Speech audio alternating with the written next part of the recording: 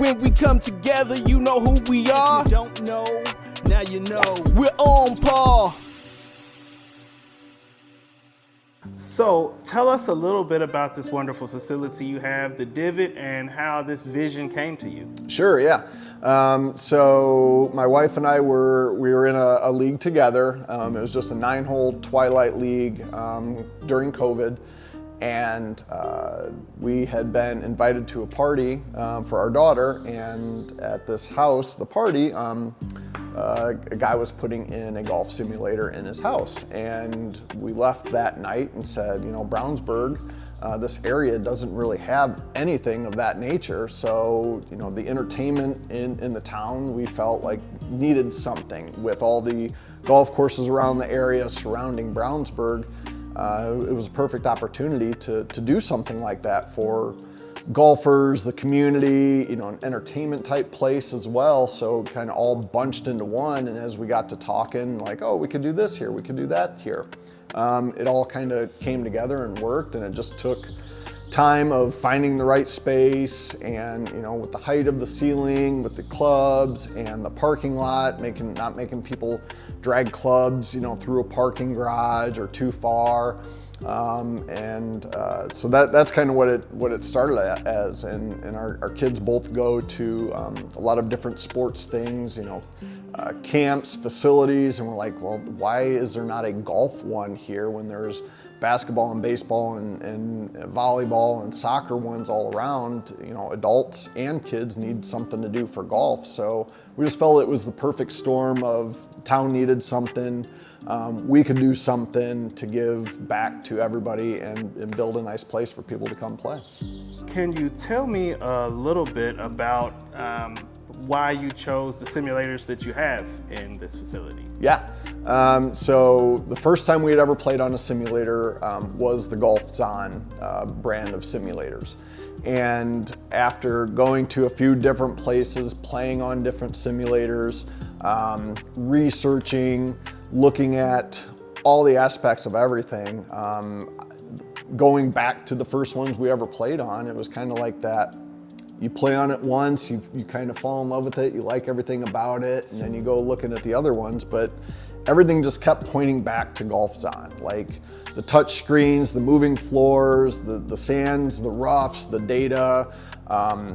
It was really kind of a no-brainer that it just made sense. Like everything came pre-packaged. You didn't have to go out and you know, buy the projector. You didn't have to buy the computer.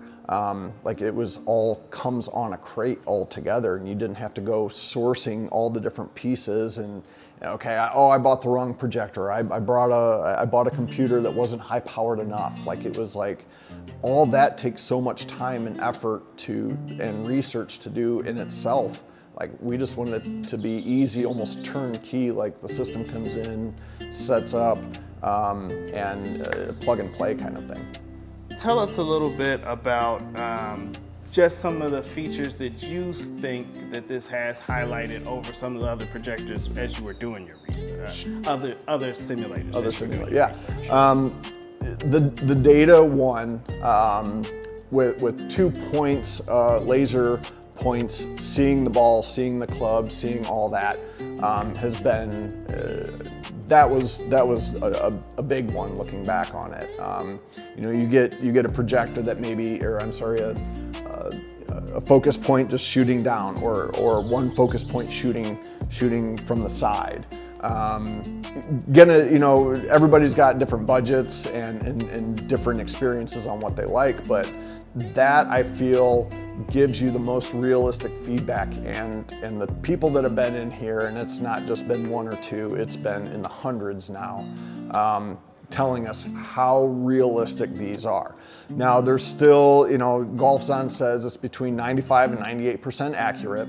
And so I reiterate that to people, because they'll come in and say, oh, I feel like my drive goes 20 yards further, or my irons I hit further. Well, that's fine, but I often question, okay, what are you basing those numbers off of? Are you going out to a driving range, or is this real life experience? Have you played enough rounds to make that assumption that these are that off?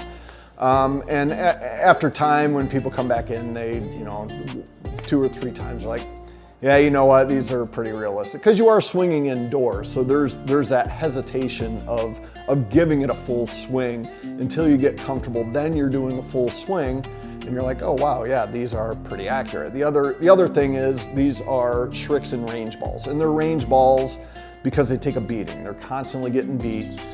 So you're not playing a Pro V1, or you're not playing a Bridgestone, you know, with a little softer, got, you know, a little more give to them. They're range balls. So they're gonna fly a little bit shorter. They're gonna hit. They're not gonna give you as much spin because they're meant to take a beating. And the reason we have range balls in here, and they're unmarked range balls, is because the markings on a regular golf ball would leave markings on a screen. And a lot of people, after you explain that, they're like, oh, okay. Well, and we're not sponsored by Titleist, and they're not just bringing in truckloads of Pro V1s at the back door to give us for hitting. So kind of that's what I have been told. And again, people come in all the time saying, these are the best they've ever played on, even down to the putting. Everybody, you know, putting's tough on a simulator, but even the putting is about as realistic. You hit it to the right or you hit it to the left, your face is open or closed, you're gonna feel it here. As a parent, how do you manage, even before we got to you owning this wonderful facility, how do you manage being able to golf and deal with being a parent? Yeah, great question. First off, my wife is a rock star. She does a lot of the back end bookkeeping, all that stuff, still has a full-time job in IT. And she kind of coordinates where we need to be, what kid we need to take to this thing. Both our kids play travel sports, and a lot of the travel sports parents know how much of a grind that can be with late night practices, or you're at this thing, this, that, or the other tournament, wherever, for hours.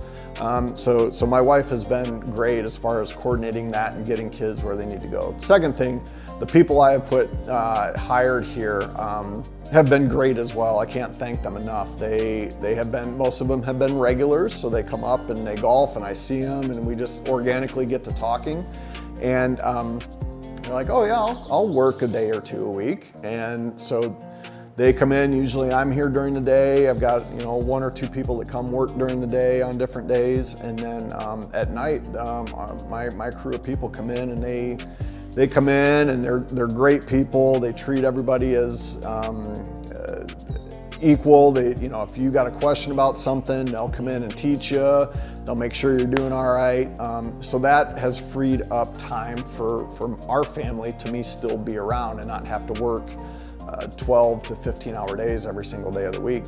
Small business, and you know, we don't have and I proudly tell people we're not a franchise. The look of everything seems like it might be a franchise, but we've done this all ourselves. Like everything in here is all my wife and I's, essentially our baby, and we still say it's in diapers because we're still growing and moving forward after, you know, we've been open about 6 months, open in September of 2023. So we're about that 6-7 mark now.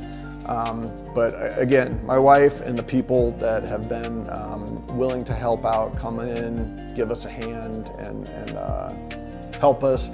And it also helps, you know, if, hey, we're not busy, you can come hit some golf balls, or, you know, I give everybody an hour free a week to come play, the employees an hour to come play, so they might, you know, grab a friend and bring them as well. They've been absolutely phenomenal for our family and everything.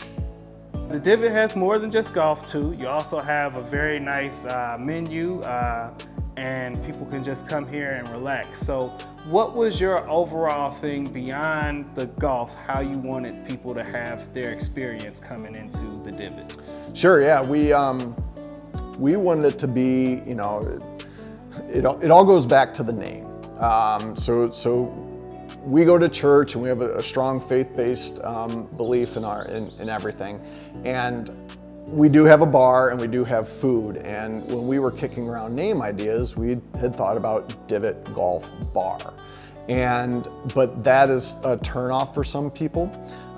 So that's when we come up with the Golf Factory, because it's kind of got that factory feel in here. And we felt by having the word bar in our name was going to be a deterrent for some people. And we do tell people, hey, this is family friendly. This is where you can bring your family. You can bring, we've had birthday parties for 8-year-olds and up, corporate events, holiday parties, lots of different party type things on top of just, socializing with friends or playing in a league and having a couple beers and grabbing something to eat. But we all started with hot dogs on our menu. We felt like hot dog is kind of synonymous with golf. You get a hot dog at the turn, you run in, you grab a roller dog and a soda or another beer, and you hit the back nine. And in Brownsburg, there was really no hot dog place around. You might have one place that has a hot dog, but it's down on the menu. So we really wanted our focus point be on hot dogs being kind of synonymous with golf.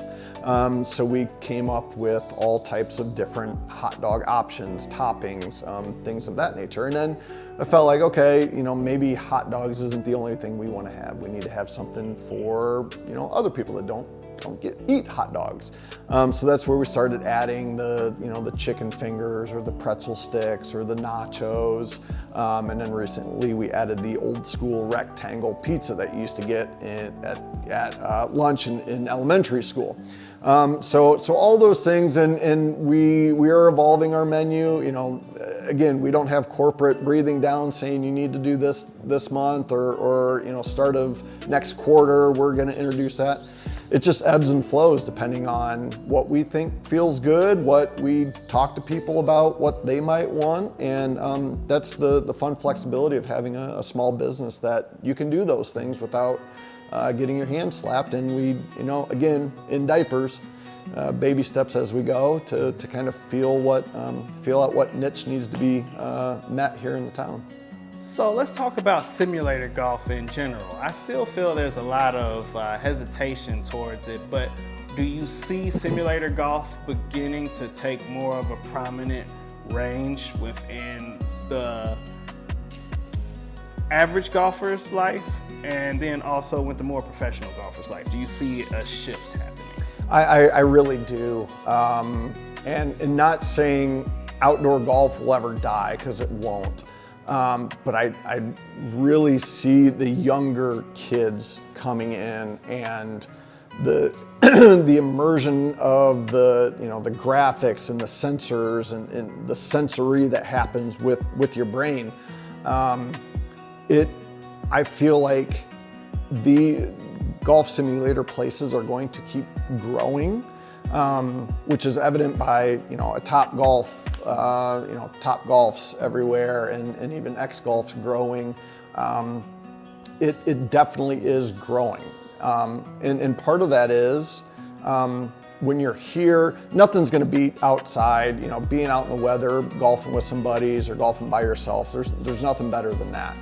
But the growth of these simulators and excuse me. The growth of simulators and the technology, and you can fit 4 people, 6 people, a group of people in here. You're all together, and that's what I've told people is you're all right here when you're out on the golf course. Okay, you meet at the first hole, you chat for a little bit, you hit your drives, and then 2 of you go in a cart this way and 2 of you go in a cart that way. You play, you get back to the green, you putt, you get in your golf cart, you go to the next hole. And so that time you get to spend with the one-on-one in your golf cart, you get to talk to them for the entire round, sure, but then the other 2 people, you don't get a whole lot of time to interact. Here, you're together, you're constantly talking to each other. Every shot, you're at this table, you're at this space. And this is, I feel, more socializing to be able to utilize for, team building events, parties. Out on a golf course, you don't get that. You get those couple minutes on the green, putting, in the cart, back on the tee box, and then you're off again. So you get what, 5 minutes between holes to talk, but then you've got a group behind you and you're trying to keep pace. Here it's relaxed, there's music, there's food, there's your drinks, there's the bar, and you're all right here in your confined space. So I see the younger generation. I've noticed older generations still have their questions about it. They'd rather be outside, I get that. But the younger generations that want to have a good time, listen to the music, and you're just all here, I feel like it's going to continue to grow because of those things that I just mentioned. You're all here, you're all in one group, being able to play and spend time together more so on a golf course. But again, golf outside is great. You're the weather, the nature, all the things that God has blessed us with outside. But here is also nice, especially rainy days, hot days, cold days, snowy days, windy days. When you don't want to be outside doing that, there's a place here for you to do that. Okay, I'm going to have you expound on one thing because I love what you just said about that. Mm-hmm. I think the simulated golf is far less intimidating to the new golfer. Like, I would love to get my wife to golf with me more. Yep. But being on a course is intimidating to her to see that person behind. Yeah, just speak on that factor. 100% agree. So when my wife and I had played in that league, and she was not a golfer, and she had clubs, we'd go out, but that was the first time we really took that step into playing in a league.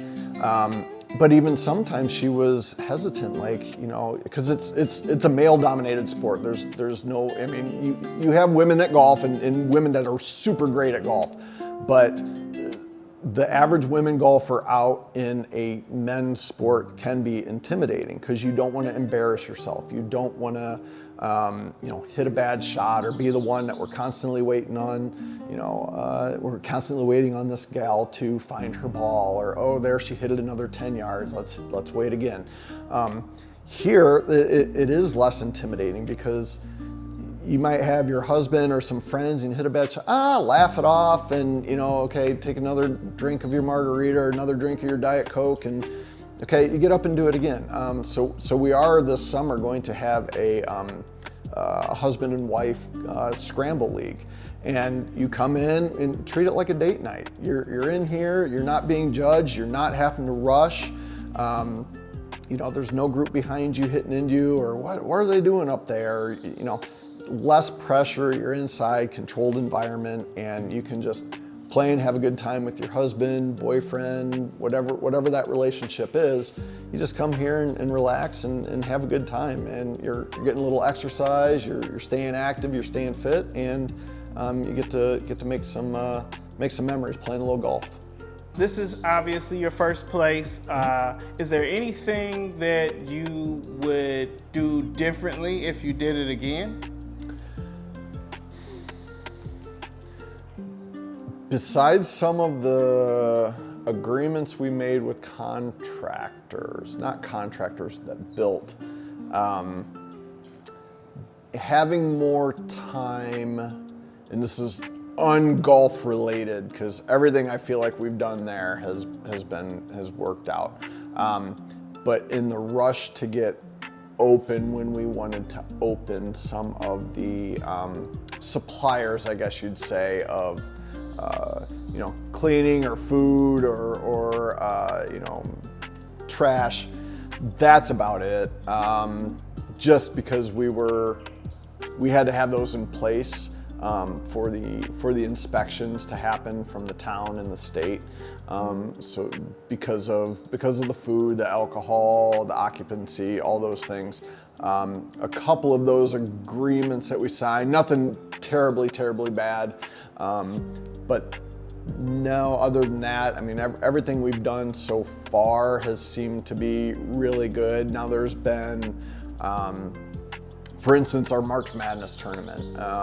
We had a lot of spots open for a bracket idea of, okay, a two-person scramble versus two-person scramble, NCAA March Madness type bracket, and not taking into consideration the spring break for Brownsburg, the amount of teams and then the amount of people going out of town. We got about half of where we wanted to be on that tournament, but again, baby steps.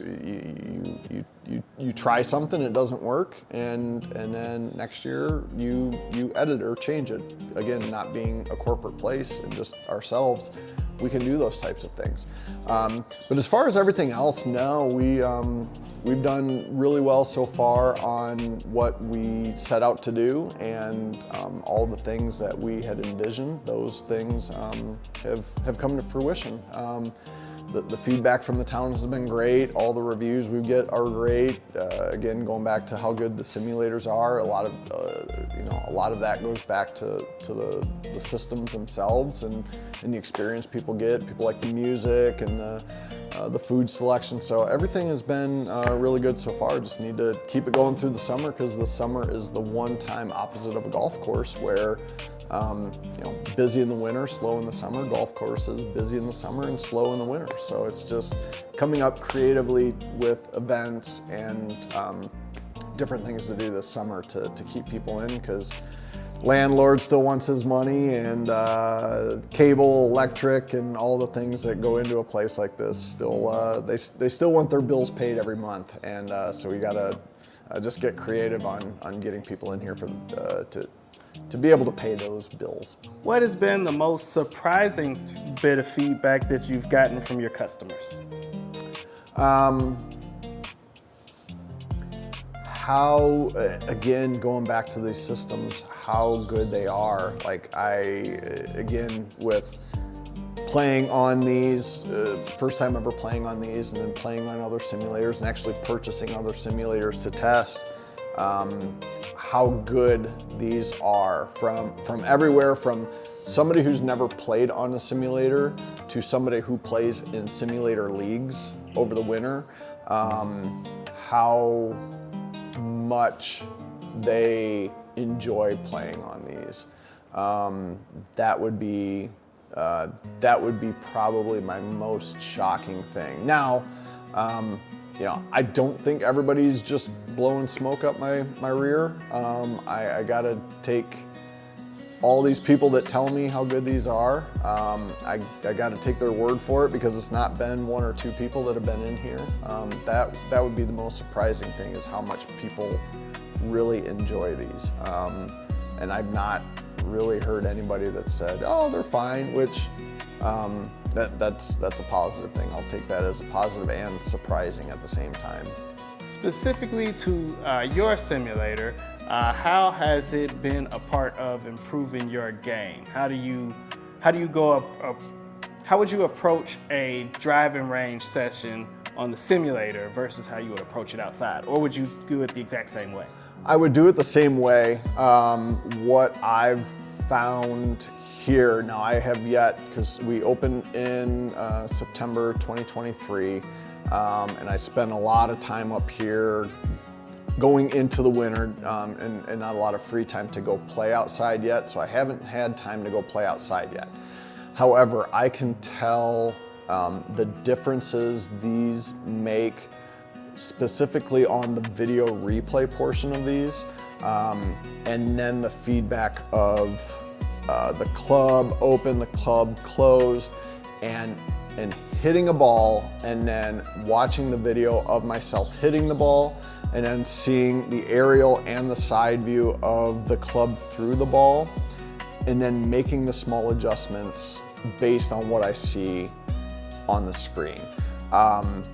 Coming back further in my swing, because you get to that point of comfort where you come back this far, and then you're maybe not going into that full range, but here you see, okay, I didn't go quite back as far, now I'm gonna really bring it back far. What feels good outside and that works, you come here and you actually visually see it, and then you can make those adjustments yourself, and then repeat again, and then, okay, that worked, and then repeat, okay, that didn't work. And then just finding what works for your swing. Everybody's swings are different, and pros are gonna help you, dial in your own swing, but just the steps I've made in my own game in here, not outside yet, how I've improved in here, just doing that trial and error based on videos of myself that I see. That you watch enough YouTube videos of, different pros tell you to do this, or this pro tells you to do this. Obviously, you can take some of those into consideration when you come in here and try it yourself without a pro standing there. But the video on these things, opposed to just going to a range, getting frustrated, spending $20 for a large bucket of balls, tired, sore, and you never figured anything out. Here you get that video of yourself and then tune it in using the software and everything that we have available. For your employees, they get an hour of time that they can just come and improve their games as well? Yeah, yep. So what I tell people or our employees is, first and foremost, I want you to take care of people that are here. If there's a group of people here and they're playing, your job is to take care of them. Now, it is a job, but I don't consider it a job. Like, it's fun. I don't get mad at anybody. Obviously, if you do something wrong, I've got to talk to you about it. But as long as, if there's a group of people here and they need some food or drink, just take care of them. Make sure you're taking care of them. Make sure their experience here is the best possible experience they could have. And then if there's time where there's, say one group here and they're all set, and okay, go ahead and play while you're working. And then on top of that, I give everybody 1 hour a week. If it's, obviously I don't want it to be a Friday or Saturday night when we could be renting this booth out for customers. But if it's a Monday night and things are slow and you want to come play for an hour and bring a friend, hey, come play for an hour. I usually give everybody about 1 hour a week off their normal shift to come play, and they can bring somebody with them and get an hour in to hit a few balls. And it's kind of a perk of the job. Every job, most jobs, have their perks, and that's just one perk of ours, is hit a few balls at your place of work. Do you find most people end up needing to call in a lot and get a tee time, or do people kind of walk in, or you really get a mix of both? You get a mix of both. What we do, because we only have 3 bays, we do require any bookings done online. And doing it online and paying for it online kind of locks you into that bay. And like I tell people, and everybody's been really understanding, which is opposite of a golf course, of call ahead, a week ahead, okay, I need to make a tee time. All right, and if you don't show up to that golf course, usually it's not a big deal. Here, if you call ahead a week ahead and it's a Friday night from 7 to 10 o'clock, and you tell me I need 3 hours and then you don't show up, that hurts us. Because that's 3 hours that, as a small business, we could be making money and keeping our doors open. So we do have everybody book online. If it's day of, and everybody's kind of gotten their spots filled, we do take call heads day of. But other than that, usually go online, because I had learned my lesson back in October. There was a group of people that booked for 4 hours on a Saturday night, and it was during the holiday, or no, it was before the holidays, but it was the weather was starting to turn and the place was starting to get busy, and we had one bay for 4 hours. They called and booked ahead of time, and then they didn't show up. So that's 4 hours, an hourly rate that we're losing, any food that we could have sold, any drinks that we could have sold, all those things, that hurts us as a small business, because you're not here spending, there's people, a bay sitting empty. So we do require to book ahead, because that way you go in, you pay, and it'd just be like if you're, buying tickets online to a movie. You take the chance of that movie being sold out, but you're paying ahead, and now you have an obligation, or tickets to a ball game. It's just a little bit different than the normal golf course. We do take walk-ins, and that's kind of first come, first serve. If you don't call up or you don't check the website and you just pop in here, and there were times in the fall when we were really starting to get busy that we had 2 or 3 groups walk in, not knowing how our system had worked yet, go online or call, and we were unfortunately turning people away because they were walking in. Now, we don't ever want to see that, and I apologize. And they were understanding. No, it's good for you guys. You're turning people away. So that's kind of how our process works of booking online ahead of time, or calling day of to see if there's anything available. This series is called Outside the Tee Box. Just like for you to talk a little bit about the things, obviously we all golf, we love it, it's an addictive sport, but what is important to you, and this can be anything you want to go to, outside of the tee box for your life? First and foremost, faith. We go to church, we're members of a church here in Brownsburg, we serve a lot. I try not to use curse words when I speak, and try to raise our family as a good Christian following family, and treat everybody as equal. Everybody that walks in here,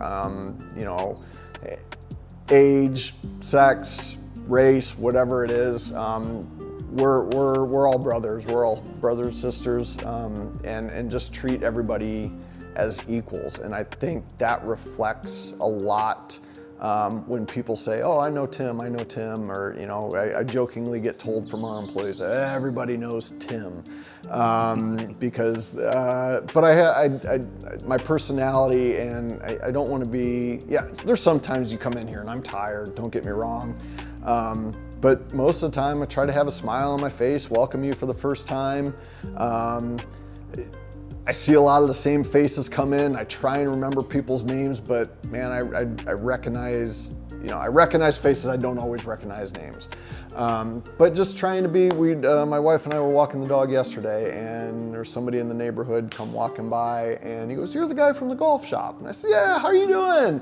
I couldn't remember his name, but I tried to be that friendly, "Hey, that's Tim from the golf shop." And the second you take that for granted.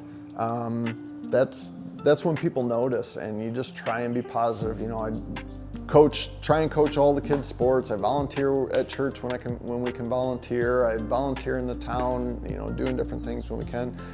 Because I don't like sitting around being bored. We never have a boring moment, but I'm just not one of those that like to sit around and be doing nothing. I couldn't tell you how last time I watched a full movie or watched a TV series, watched sports, and but I just like to be involved in different things, and so that's just part of me. And I got really sidetracked there talking, but hopefully that covered some of the basis of the question.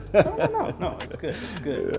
What would you suggest as a person to keep themselves motivated? This is going to be a two-part. Well, let me just ask in two parts. Yes.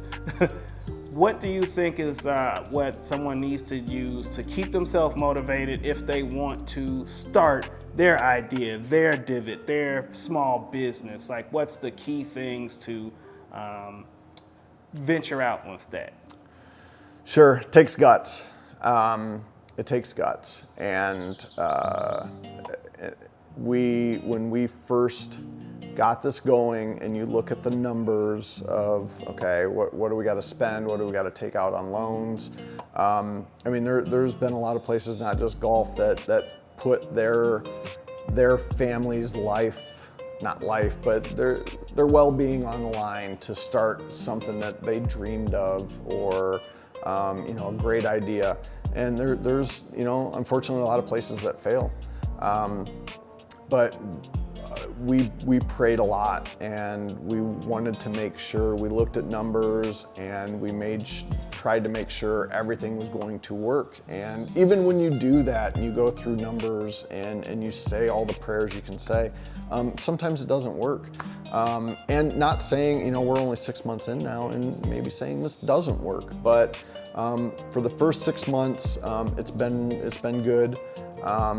So just, if you're trying to do your own thing, whether it's golf or a restaurant or a boutique, just make sure the fit is right for you and your family. Because there were some nights where, I was questioning after we opened, did we make the right decision? And there's the blood, sweat, and tears, and there's no joke about that.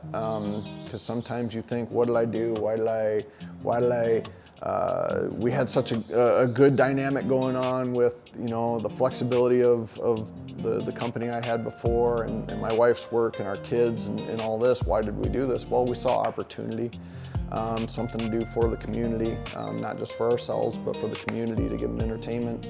But all I can say is just, you know, keep digging.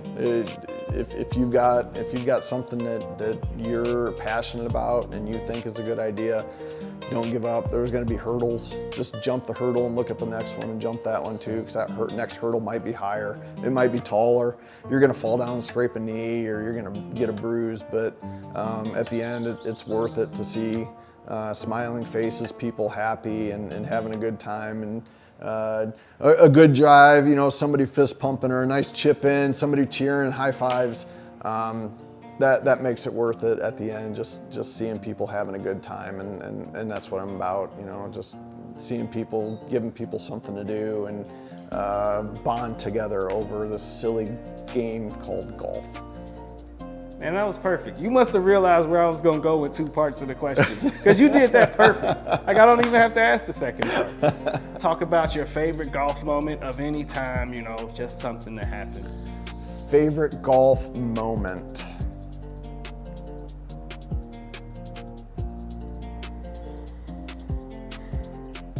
I know what it was. We were watching the Masters, and my wife, current wife, at the time, she was pregnant with our first child, and she had never, I mean, she had clubs, I had clubs, we'd played here and there and went and hit balls, but this was before we played in the golf league, so this was 11 years ago, 12 years ago now, watching the Masters, and she was so into the golf at the time because of the hormones and the emotions of being pregnant, and she's like cheering and fist pumping and really into the entire Masters Sunday. That was it. Yeah, so watching the Masters when my wife was pregnant, and neither of us involved on a course that day, but seeing her just the excitement and the roller coaster of emotion over guys she had never really watched before, but oh my gosh, could you see that shot? And like the pregnancy hormones just rolling through her body. Like I think at one point she like started crying over something, like because somebody missed a putt. I forget who all was playing that day, but that was a moment like, oh man, she's really into this. But it was kind of, pregnancy helped. Cool. Personally, a group of guys, and I don't go on a whole lot of golf trips. A friend of mine years ago, before we had kids, we went on a golf trip down to Tennessee, and it was a lot of fun. I hear a lot of guys come in here, go on golf trips, and I took for granted then, you know, as you start to have kids and there's different obligations. That was before we had kids, and it was just a good time hanging out with some guys down in Tennessee, and we stayed in a cabin and played 4 different courses. You know, I highly recommend some fellowship of that nature, getting a group of guys together and just going for a weekend somewhere and having a good time playing, you know, a couple different courses around different areas of this country, because there's so many beautiful places to go play. You know, highly recommend doing that, because I hear guys all the time talk about it, and I kind of get jealous because I don't have the time to do it right now, but it sounds like fun being able to go do that again. Your top 5 golf courses around this area. Top 5, in no particular order. All right. Eagle Creek, West Chase, Pittsboro, Quail Creek, Thatcher. All 5 local courses where a lot of the people from around here come play. Hopefully I didn't leave one out, but there's so many courses guys coming. In my mind, I could go play a course and I could get done and forget everything that happened. I've got a buddy who can remember 5 years ago what he did on hole 17 at this course over in Florida. My mind cannot work that way. Guys will talk about courses. I don't have that photographic memory of man, on hole 17 at Doglegs Right, and there's a little tree over at the bend, and you got to hit it, you know. I can't do that. I can't do that. I think it's enough concussions from football in college. My mind don't work that way. Tell people about your hours and when people can come. Yep. So currently hours are 10 a.m. to 10 p.m. Monday through Saturday, noon to 8 on Sunday, because on Sunday you got to go to church.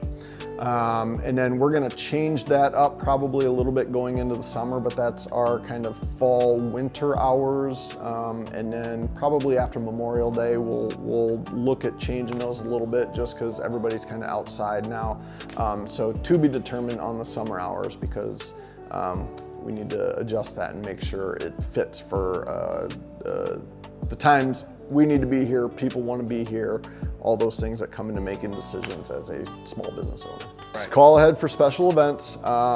If you're looking to rent out the entire space, 3 bays, you do call ahead, we'll block you out. We do take deposit of half down on that. It's a 2-hour minimum to rent all 3 bays. But other than that, if you're just looking to book a tee time, our website opens up 2 weeks in advance, and it's divotgolffactory.com. You go on there, you click book a tee time, pick how long you want to play. It takes, as most sims, takes about an hour per person for 18 holes. If you're looking to do a scramble type thing, it's about an hour and a half for 2 people to get through 18 holes. And you can rent it everywhere from 30 minutes for a practice session just to hit the range balls. Or if you're looking to play on a course, it's an hour, hour and a half, 2, 2.5, 3, 3.5, 4 hour windows that you can rent or get the bay for. You just go to the website, divotgolffactory.com, and book your tee time there.